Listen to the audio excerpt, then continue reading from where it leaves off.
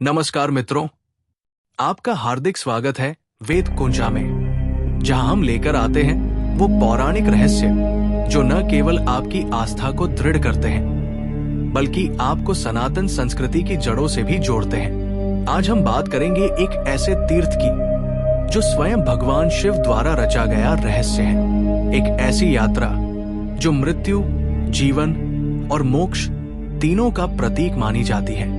हम बात कर रहे हैं अमरनाथ यात्रा की, लेकिन इस बार हम सिर्फ तीर्थ यात्रा की बात नहीं करेंगे बल्कि जानेंगे उसके पीछे छिपे उन रहस्यों को जो सदियों से भक्तों को खींचते आए हैं। पौराणिक मान्यता है कि एक बार माता पार्वती ने भगवान शिव से पूछा, प्रभु आप अमर क्यों हैं? ऐसा कौन सा रहस्य है जो आपको मृत्यु से परे रखता है?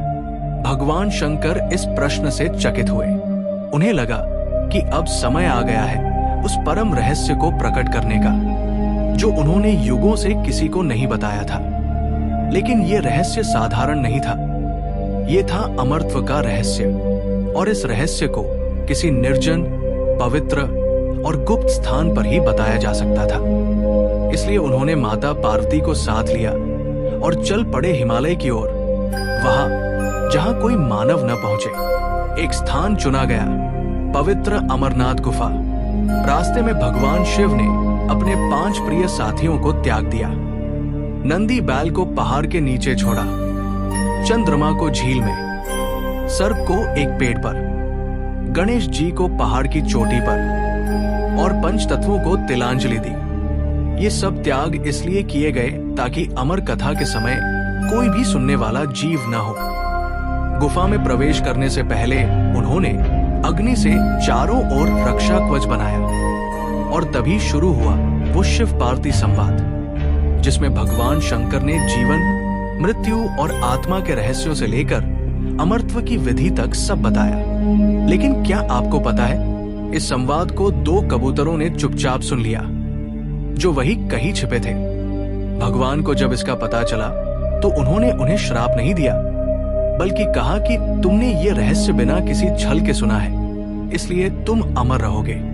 आज भी कहते हैं कि कुछ श्रद्धालुओं को गुफा के भीतर वही 2 कबूतर दिखाई देते हैं। अब बात करते हैं उस अद्भुत शिवलिंग की जो अमरनाथ गुफा में हर वर्ष प्राकृतिक रूप से बनता है। ये कोई सामान्य शिवलिंग नहीं है, ये बर्फ से बनता है और पूर्णिमा से अमावस्या तक इसका आकार बढ़ता घटता रहता है।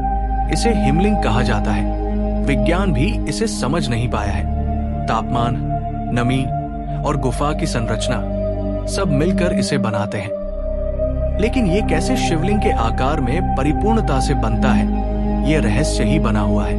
ये हिमलिंग श्रद्धालुओं के लिए शिव के साक्षात दर्शन का माध्यम बन जाता है और ऐसा विश्वास है कि इस शिवलिंग के दर्शन से सभी पाप नष्ट हो जाते हैं।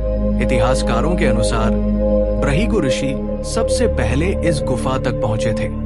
जब हिमालय में विचरण करते हुए उन्होंने इस स्थान से दिव्य ऊर्जा का अनुभव किया, तब उन्होंने तपस्या द्वारा इस गुफा को खोजा। तभी से ये स्थान शिव की अमर कथा का साक्षी माना जाता है।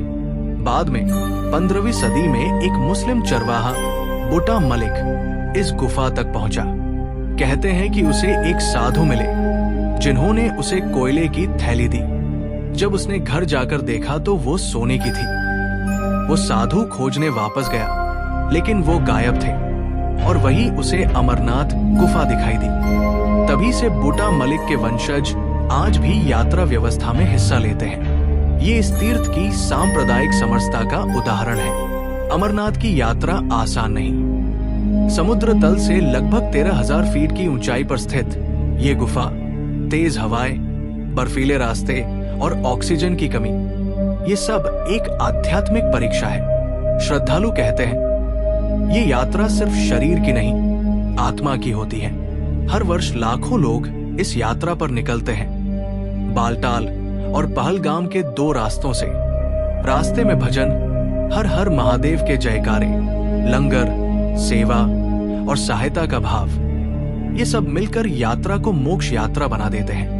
आज भी वैज्ञानिक इस बात से चकित है कि इतनी ऊंचाई पर बर्फ कैसे ऐसी संरचना ले सकती है। कैसे कबूतर वहां जिंदा रह सकते हैं, कैसे हजारों श्रद्धालु इतनी कठिन परिस्थिति में यात्रा पूरी करते हैं। कई भूगर्भ वैज्ञानिकों ने इसे माइक्रो क्लाइमेट और बर्फ के संघनन का परिणाम बताया है। लेकिन हर वर्ष शिवलिंग का पूर्ण आकार में प्रकट होना उन्हें भी अचरज में डाल देता है। कुछ चीजें सिर्फ विज्ञान से नहीं, श्रद्धा से समझी जाती है।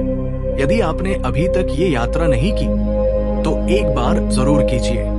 न केवल शिव के दर्शन होंगे बल्कि आत्मा की गहराइयों में उतरने का अवसर मिलेगा। वेद कुंज में आज के लिए बस इतना ही।